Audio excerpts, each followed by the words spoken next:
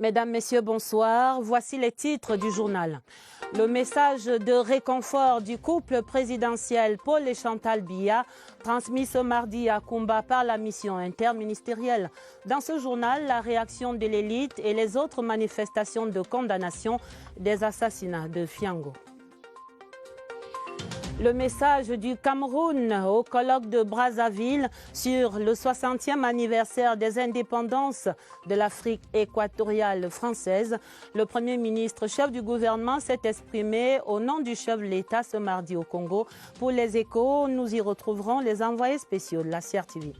Le message du gouvernement aux APE, les associations de parents d'élèves et d'enseignants sont tolérées, certes, mais attention au débordement. Le dossier du 20h30 va faire le point ce soir. Voilà pour les titres, le développement après ce message.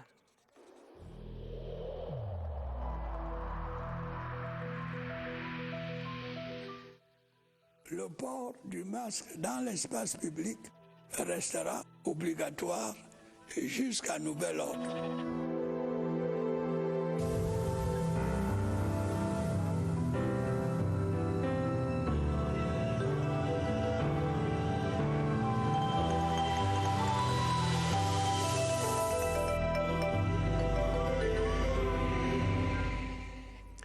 La ville de Kumba et le Cameroun tout entier sont toujours sous le choc après les assassinats terroristes de 7 élèves à Fiango. Le bilan est resté stable ce mardi et les 13 blessés sont toujours en soins intensifs à travers les hôpitaux de cette région du sud-ouest. Cette journée du mardi était marquée par les condoléances du couple présidentiel transmises aux familles endeuillées et par leurs vœux de prompt rétablissement aux 13 jeunes blessés.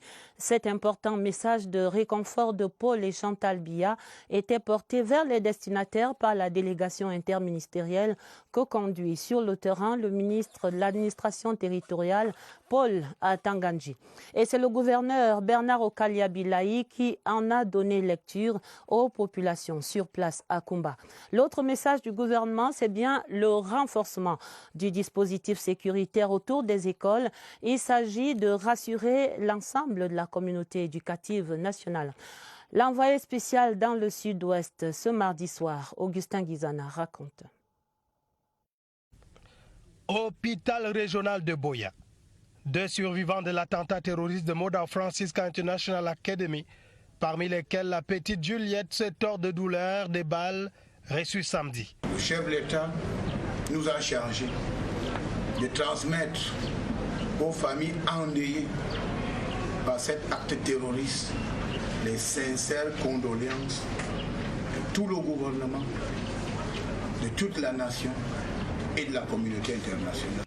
Les familles de ces victimes ont reçu les condoléances du chef de l'État, lues à l'assistance par le gouverneur du Sud-Ouest Bernard Okalia Bilaï. Dans cette correspondance, Paul Biya rassure l'opinion sur la détermination de son gouvernement à combattre le terrorisme et à garantir la sécurité de ses concitoyens, notamment la communauté éducative de la Mémé. Il faudrait que le message soit clair. Quand les terroristes ont commencé, ils ont pensé qu'ils vont avoir une caution internationale. Les membres de la délégation interministérielle en charge de l'éducation ont appelé les populations à collaborer avec les pouvoirs publics, notamment dans la dénonciation des fauteurs de troubles et surtout le respect des règles régissant les ouvertures des établissements scolaires. Désormais, il n'y a pas de classe les samedis. C'est une décision réitérée à Kumba et valable pour le Cameroun tout entier. Le message est clair et la délégation interministérielle conduite par le ministre Paul Atanganji est fortement appréciée ce mardi par l'élite de Kumba, sortie massivement pour exprimer son espoir pour un retour à la normale. Et on a vu dans cette délégation les membres du gouvernement en charge du secteur de l'éducation. Dans la région du nord-ouest, des milliers de femmes sont sorties également pour exprimer leur ras-le-bol contre toutes ces violences à travers une marche de protestation dans les rues de Bamenda. Elles ont ensuite convergé à la rencontre du gouverneur Adolphe Lilé-L'Afrique. Emmanuel Kolokou, notre correspondant sur place, raconte la marche de Bamenda. Une journée particulière à Bamenda. Des femmes par milliers, pancartes à la main, pleurent pour les enfants assassinés à Kumba. Elles sont de tous les âges et demandent en même temps un arrêt immédiat des atrocités dans le nord-ouest et le sud-ouest.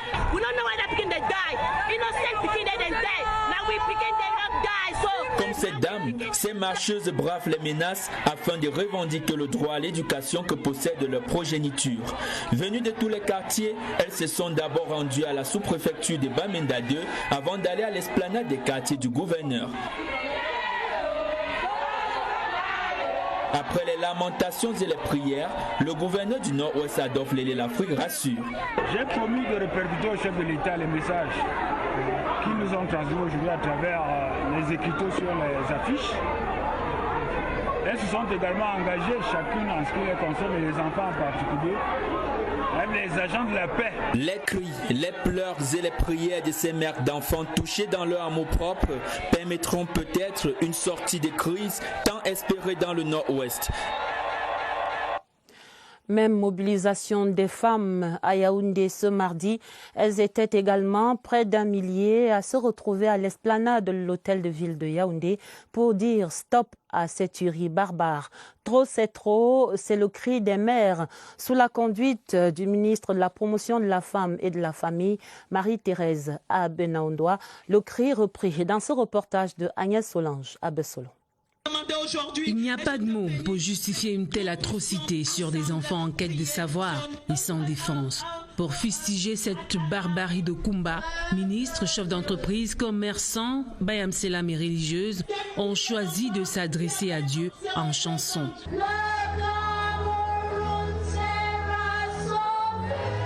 Prier ensemble pour la paix au Cameroun, sans distinction d'ethnie, de religion, de classe sociale ou de chapelle politique. Ces enfants étaient en quête de savoir, de connaissances, de culture comme tout enfant de leur âge. Ces innocents exerçaient simplement leur droit à l'éducation. Touchés dans leurs âmes, seule la solidarité qui caractérise les sociétés africaines et camerounaises est interpellée pour se soutenir, tenir la main surtout aux familles qui ont perdu un enfant et aux communautés dont les enfants ont subi ce traumatisme, parce qu'elles ont compris qu'ensemble, elles pourront braver les inconvenances. Et il faudra beaucoup de temps pour essuyer toutes ces larmes. Il faudra du temps pour que sèche le sang de combat et pour que ces blessures se referment dans l'esprit de l'ensemble des Camerounais jusqu'à la communauté internationale. Ce massacre ignoble de combat vient encore rappeler aux Camerounais l'impératif d'une union sacrée contre la barbarie et la violence. Joseph Clément Ongba signe le commentaire de la rédaction. Il n'y aura certainement pas de mots assez forts pour qualifier le drame de Kumba samedi dernier. Un meurtre qui atteint le paroxysme de l'indignation. Parce que cette furie meurtrière aura, au-delà des enfants brutalement arrachés à la vie et à l'affection de leurs parents, aura assassiné l'innocence et l'insouciance d'une couche d'êtres humains réputés vulnérables. Aussitôt informé du drame, le président de la République Paul Biya aura instruit les services compétents pour une prise en charge diligente des blessés et leur évacuation vers des établissements sanitaires appropriés. En posture de père de la nation, il adresse un message de condoléances aux familles éprouvées auxquelles il attache sa compassion émue et celle de son épouse, Mme Chantal Biya. Pour une évaluation de la situation sur le terrain, le chef de l'État dépêche à Kumba une délégation interministérielle. Objectif, témoigner aux familles éplorées le réconfort, la solidarité, le soutien du gouvernement et de la nation tout entière face à une dure épreuve dont il n'est pas facile de se relever.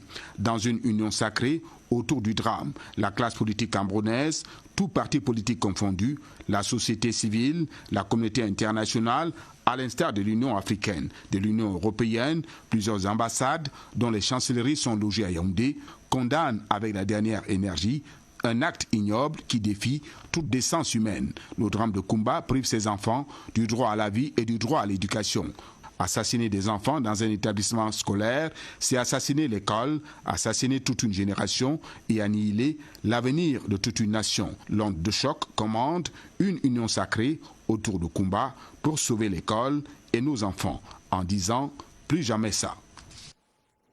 Et les réactions continuent d'arriver à notre rédaction, celle du président du Sénat et de l'ensemble de la Chambre haute du Parlement qui condamne ce mardi la tuerie de Koumba. Dans un communiqué rendu public, Marcel Niat Ndjifenji affirme que le Sénat continuera le combat contre le terrorisme aux côtés du chef de l'État, son Excellence Paul Biya. Et parmi ces voix qui crient stop à la barbarie et à la violence au Cameroun, celle du président de l'UNDP était entendue ce mardi. Dans une déclaration à la CRTV, Bello Bouba Maïgari affirme que le dialogue reste l'unique voie pour la résolution de la crise en cours au Cameroun. Il condamne l'assassinat de ces 7 élèves et appelle à traquer et à traduire les coupables devant les tribunaux compétents. Je vous propose de l'entendre dans cet extrait. L'assassinat a soulevé l'indignation de l'ensemble de la nation. Il n'y a pas un seul secteur de notre pays qui ne se soit pas senti visé par cet assassinat lâche. Et donc c'est l'occasion pour nous de dire que ces gens qui ont perpétré cet assassinat ne méritent qu'une seule chose, d'être traqués par non seulement les forces de l'ordre, mais par l'ensemble des Camerounais, où qu'ils se trouvent, pour qu'ils soient rattrapés le plus rapidement possible, traduits en justice et punis à la hauteur de leurs crimes. Président de l'Union nationale pour la démocratie et le progrès, le président Bello Bouba Maïgari, dans un extrait sélectionné par Éric Benjamin Lamère. Le mouvement africain pour la nouvelle indépendance et la démocratie qui condamne également cet acte inqualifiable et adresse ses condoléances aux familles endeuillées pour le retour à la paix avec fermeté. C'est également l'essentiel de ce communiqué signé par le président du bureau politique Anissé Ekane ce mardi. L'association Stand Up Africa condamne l'acte barbare de Koumba. Elle était face à la presse hier lundi ici à Yaoundé. L'ONG appelle à une action concertée gouvernement, société civile et communauté internationale pour traquer les auteurs de ces assassinats. Je vous propose d'entendre ici le président national de Stand Up Africa dans une interview avec Sadou Mamoudou. Condamne avec la dernière énergie ces actes inhumains et de barbarie perpétrés par des criminels dont le seul objectif est de semer le chaos pour servir des intérêts égoïstes. Nous tenons aussi à exprimer aux familles des victimes nos sincères condoléances les plus attristées. Nous invitons le gouvernement de la République du Cameroun à mener une enquête rapide afin que les auteurs de ces crimes soient rattrapés et répondent de leurs actes devant la justice. Nous invitons les organisations non gouvernementales et autres acteurs de la société civile ainsi que la communauté internationale à agir face à cette cruauté des bandes terroristes, sécessionnistes, afin que la justice soit rendue aux victimes. Autre chose dans l'actualité, la France célèbre le 60e anniversaire de ses ex-colonies. Cette semaine à Brazzaville, l'ancienne capitale de l'Afrique équatoriale française. Le chef de l'État camerounais, son Excellence Paul Biya, est représenté à l'événement par le Premier ministre chef du gouvernement, Joseph Dione Ngouté, qui s'est exprimé sur la solidarité et l'indépendance des États à l'ouverture de ce colloque international sur le thème de Brazzaville, capitale de la France libre, une mémoire partagée. La synthèse de ce premier jour des travaux avec l'envoyé spécial de la CRTV à Brazzaville, Laurentine Bokono. Lorsque les 4 chefs d'État du Tchad, de la RCA, de la RDC, de la République du Congo et les 2 chefs de gouvernement du Gabon et du Cameroun, présents à Brazzaville, effectuent leur entrée au Palais des Congrès de Brazzaville ce mardi, la salle de conférence se laisse investir par les personnalités invitées venues d'horizons divers. Parmi ces personnalités de proue, Louise Mouchikiwabo, secrétaire général de la francophonie, Jean-Yves Le Drian, ministre français de l'Europe l'Europe et des Affaires étrangères, représentant le président de la République française. À l'intérieur, la cérémonie se déroule dans le strict respect des mesures édictées contre le coronavirus. Distanciation physique, port obligatoire du masque, prise de température. Allocution très applaudie, celle du président de la Fondation de Gaulle, Hervé Gimard, qui a dit « Merci aux Congolais, merci aux Camerounais, merci aux Tchadiens, merci aux Centrafricains pour leur solidarité. » Louise Mouchikiwabo, secrétaire générale de la francophonie, a salué la commémoration des 80 ans du manifeste de Brazzaville. Un moment important pour la restitution de l'histoire entre les grands pays du Nord et la République du Congo. Pour Jean-Yves Le Drian, c'est ici à Brazzaville que la France a retrouvé son honneur. Donc, conclut-il, la France a une dette vis-à-vis de ce continent. À cette rencontre du Congo, le Cameroun est allé célébrer les valeurs de justice et d'équité et plaider pour un monde d'interdépendance et de solidarité. C'est là l'essentiel de la prise de parole du Premier ministre, chef du gouvernement, Joseph Dione-Ngouté, qui a porté le message du chef de l'État à la tribune de ce colloque international de Brazzaville. Je vous propose de l'entendre dans un extrait sélectionné par Laurentine Bokono. Aujourd'hui, les fils et les filles de ce continent, comme à l'époque des fiers guerriers africains, œuvrant à la libération du monde, exposent à l'humanité la plénitude de leur savoir-faire. La jeunesse, telle que nous l'attendons, n'est pas tout simplement le fer de lance de chacune de nos nations africaines. Elle est davantage une valeur pour l'avenir, pour sa vigueur, son énergie et son inventivité. C'est cette jeunesse qui, hier, a contribué par son sang et ses larmes à la libération de la France et à la formation d'un monde. C'est aussi cette jeunesse qui, aujourd'hui et demain, devrait relever le pari du développement économique et social de l'Afrique, pour que sa mémoire ne s'efface jamais de la conscience de l'humanité.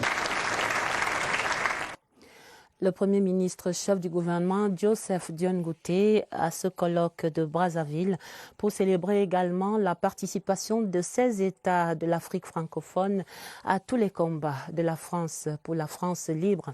À présent, le dossier du 20h30 pour questionner l'utilité de l'APE, l'Association des parents d'élèves et des enseignants.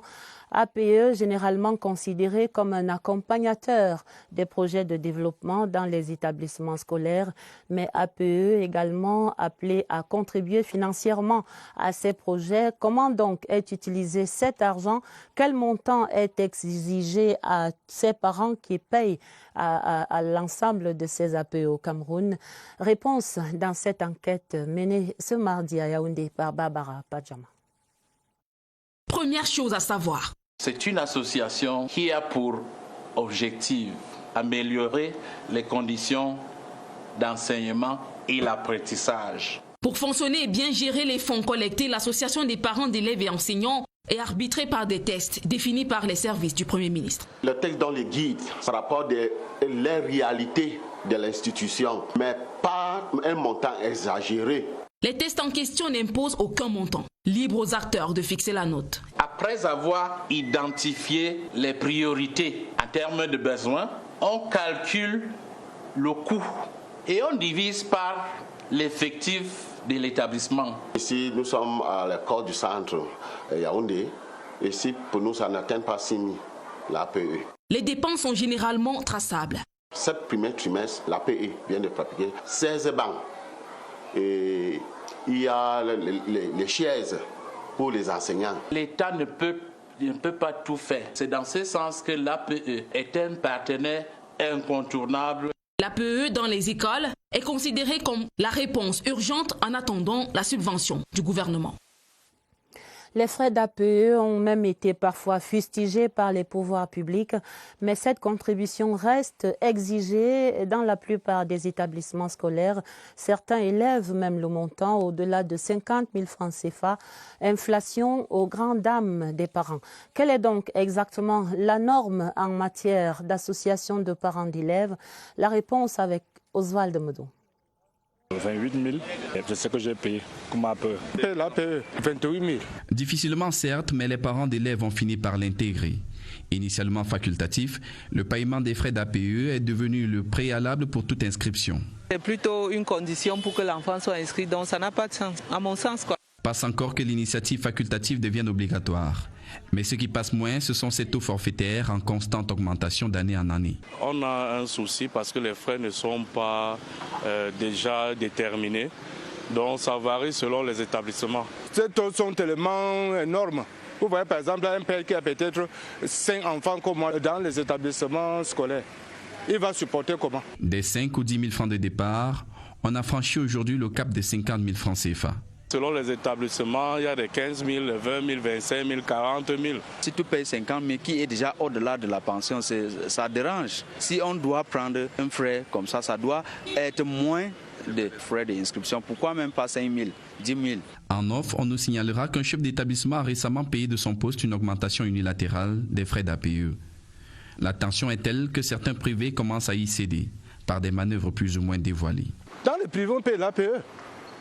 J'ai des enfants qui fréquentent dans les établissements privés, les collèges privés, ils payent l'APE. Même pas si ce n'est pas l'APE, ils ont une autre forme. Le vœu des parents aujourd'hui est de voir le paiement de ces frais légiférés s'il le faut. Et au-delà de tous ces cris d'orfraie, les associations des parents d'élèves et des enseignants restent en tout cas des composantes presque indispensables pour le fonctionnement de certains établissements scolaires. Les fonds de ces associations permettent de combler les charges non assurées par l'État. Voici l'exemple des 2 lycées d'Anguissa et du lycée bilingue des Kounou ici à Yaoundé. C'est un reportage de Franck Evina. Des salles de classe et des bureaux en cours de réflexion. Le lycée d'Anguissa reçoit un coup de neuf grâce à l'association des parents d'élèves et enseignants. L'eau des pluies qui passait à travers les tôles atterrissait dans la salle et traversait déjà cette dalle. Et rien au-dessous de cette salle, il y a la salle informatique qui également a été inondée et toutes les machines ont été détruites.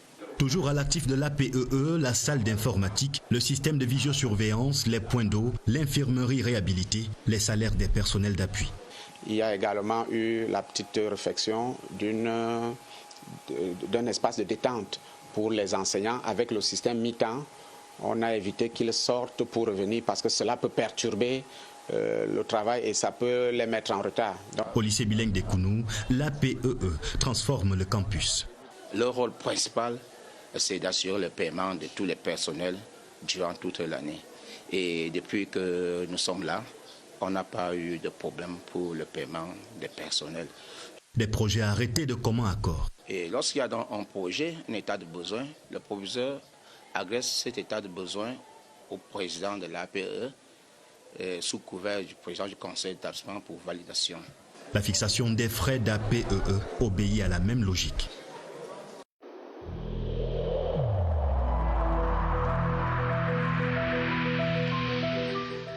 N'oublions pas que la négligence d'une seule personne peut nuire gravement à l'ensemble de la communauté.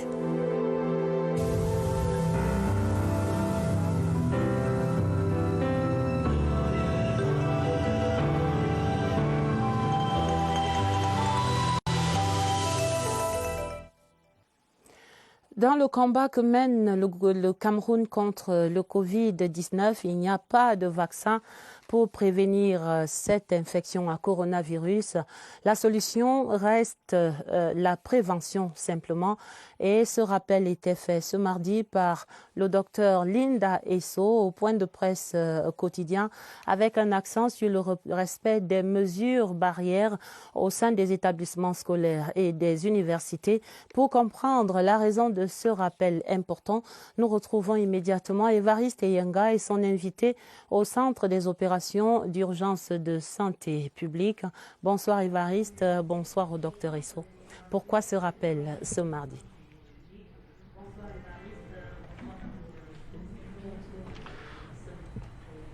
Bonsoir Adèle. C'est un constat qui suscite cette redite, cette piqûre de rappel et pas de trop. Constat fait de ce qu'à la sortie des élèves, à la sortie des étudiants de leurs différents établissements, presque aucun ne porte plus de masque, ce qui n'était pas le cas au départ. Voilà pourquoi les autorités sanitaires reviennent un peu à la charge pour rappeler que le coronavirus Covid-19 existe toujours. Et d'ailleurs, il n'existe pas de vaccin tel que vous l'avez dit. Il le dira avec davantage d'emphase le docteur Simon Noudji, notre invité ce soir. Bonsoir docteur. Bonsoir chef Évariste. Merci. Vous êtes chef unité sensibilisation ici au COUPS. Quand vous faites ce constat des élèves qui sortent, qui ne portent plus de masque, des étudiants également, vous êtes tenté de leur dire quoi?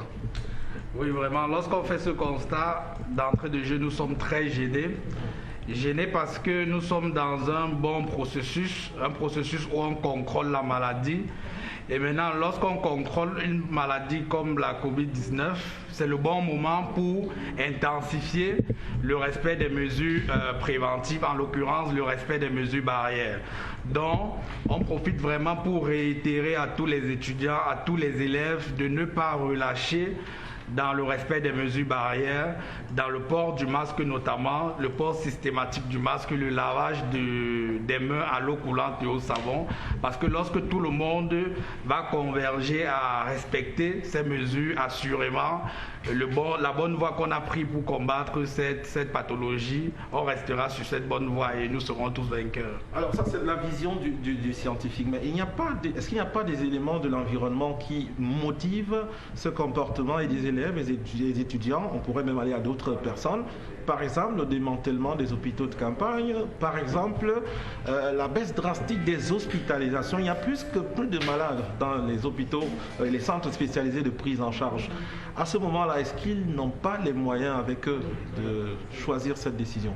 Oui, on peut comprendre l'attitude des élèves et des étudiants, mais nous sommes là pour leur dire que lorsqu'ils voient, on n'a plus beaucoup de cas d'hospitalisation, on n'a plus beaucoup de décès, la létalité plane autour de 2%, c'est plutôt de la bonne nouvelle. Ce sont des considérations importantes plutôt pour nous encourager à rester sur le droit chemin de la prévention, pas pour relâcher. Donc c'est pourquoi vraiment nous exhortons nos étudiants, nos élèves à continuer à respecter les mesures barrières, ne pas relâcher. Merci Dr Noudji, on l'a retenu. Il faut rester concentré jusqu'à la fin de ce combat contre le coronavirus Covid-19. Autre rappel, les dépistages et la prise en charge et des élèves et des enseignants ainsi que tous les acteurs du système éducatif sont toujours gratuits. Alors il faut tout simplement se rendre vers les services compétents. Merci Évariste. Vous étiez plutôt avec le docteur Simon Noudji. Vous lui transmettrez tous nos remerciements pour son intervention de ce soir.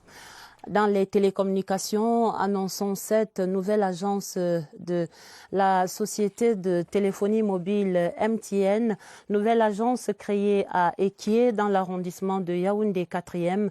Elle était inaugurée hier lundi par le gouverneur de la région du Centre, Nasseri Paul Béa. Occasion pour le directeur général de MTN Cameroun de présenter ce service center que dévoile ici Daniel Menanga. De nouveaux rayons de soleil irradient Yaoundé 4, la source MTN, avec sa nouvelle agence, 6e arrivée dans la capitale.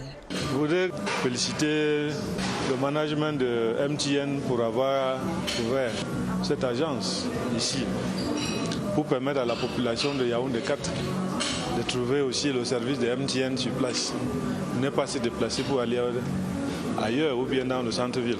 Ça rentre aussi dans le développement de cet arrondissement.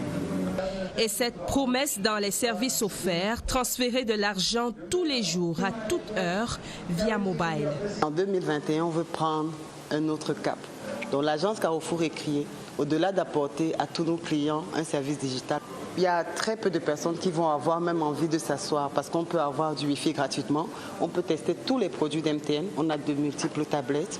On a beaucoup d'espace. On a un bar, un smart bar. On a également en haut l'espace VIP. Donc tous nos clients seront en mesure de tester nos services.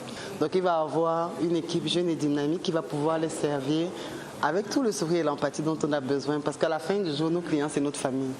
À condition aussi que le cadre d'équipe reste sécurisé, et c'est un défi pour le groupe sud-africain au Cameroun. Fini les files indiennes où on va s'ennuyer.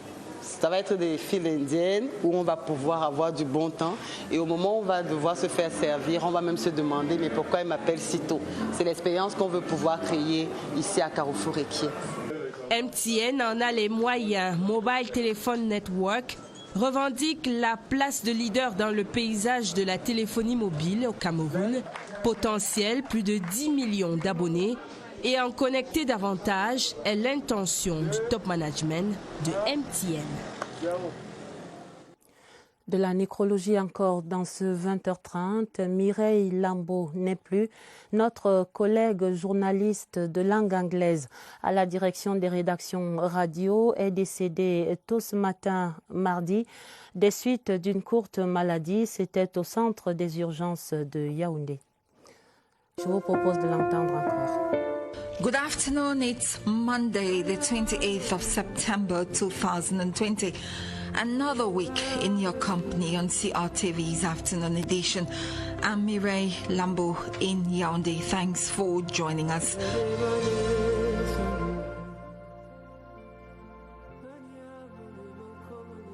La voix que vous n'entendrez plus, celle de Mireille Lambeau, la présentatrice vedette des éditions de journaux parlés et parfois télévisés. C'était la voix du condensé des journaux de 13h en langue anglaise et la voix du 15h, mais également celle du 19h30 et du minuit à la télévision. Ici, en d'autres temps, on l'a retrouvée sur cette antenne. Elle s'en va à 48 ans, laissant collègues, amis et famille éplorés. Elle était diplômée de l'ESTIC. Elle aura servi la CRTV pendant une vingtaine d'années. Mireille Lambeau s'en va. Les condoléances du 20h30 à la famille biologique et à nous tous ici à la CRTV éplorés. Pour la suite de ce journal, avant la page des sports, je signale ce télégramme officiel de félicitations du président de la République, son Excellence Paul Biya, à son Excellence Gurbanguly Berdi Muhammedev, président de la République du Turkménistan. C'est à l'occasion de la célébration de la fête nationale de ce pays ami, ce 27 octobre 2020. Ce sera certainement une note de sport avant de refermer le journal. C'était ce 30 octobre 2020, une date à retenir, une date annoncée. Le 31 octobre 2020, ce sera pour la Ligue de football professionnel du Cameroun la date du démarrage de la nouvelle saison sportive. C'était l'une des résolutions de la session extraordinaire de l'Assemblée générale de ce mardi ici à Yaoundé. Voilà qui met un terme à ce 20h30 pour ce journal. Il était préparé avec la collaboration de Martine Noël Ndengue et de Augusta Ngononga. Vous aurez un autre journal quand il sera minuit en compagnie de Gilbert Ongene et de Georges Marcel Messila. Retrouvez immédiatement après le journal votre mensuel. Il s'appelle précisément le mensuel, le magazine de la rédaction TV, présenté par Madeleine Sopikoto. Prenez note de ces autres rappels contre le Covid-19. Très bonne soirée sur la CRTV et à demain, 20h30.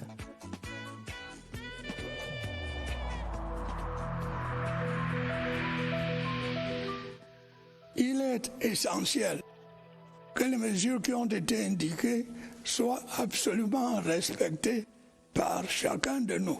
Lavez-vous régulièrement les mains à l'eau et au savon ou à l'aide d'un gel hydroalcoolique. Restez à au moins 1 mètre de distance des autres personnes, surtout si elles toussent, éternuent ou ont de la fièvre. Si vous avez de la fièvre, de la toux ou des difficultés à respirer, consultez un médecin.